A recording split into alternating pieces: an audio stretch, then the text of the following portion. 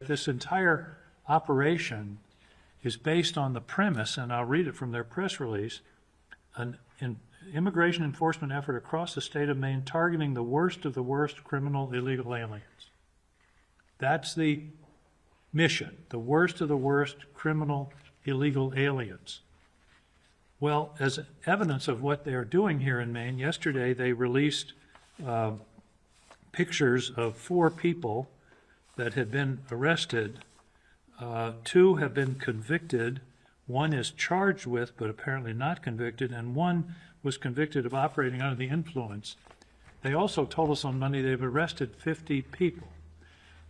One of my questions is, who are the other 46? These are 4 that they've given us.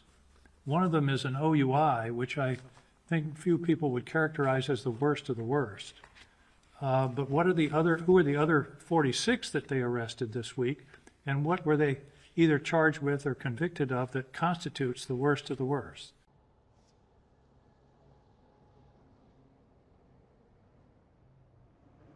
I think ICE owes us some information. They've said that there are 1,400 targets in Maine. We'd like to know the nature of those targets. What crimes are they charged with? Have they been convicted?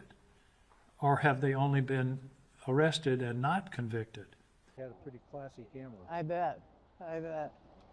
Yeah. Are those cameras with this guy?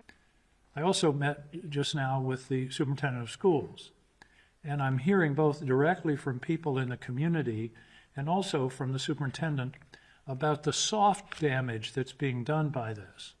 In other words, the damage to children whose parent may disappear. The other question, of course, is where are these people going, where are they being held, and under what circumstances. But the damage to children, to families, the breadwinner who's being taken away, what's going to happen to that family?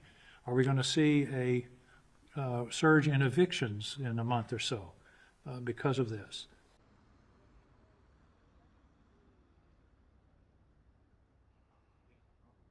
What's happening is people kind of putting themselves under self-imposed house arrest. Children staying home from school. The superintendent testified last night at the public meeting that about attendance is down about 5%. I think now it's a little more than that, and in some schools it's over 15%. Kids are staying home from school. Parents are afraid to take their kids to school. They're afraid to put them on the bus. Those are the kinds of things, that's the kind of hurt that I'm talking about. People are afraid to go to work, and we're going to see that reflected when they can't pay their mortgage or they can't put food on the table.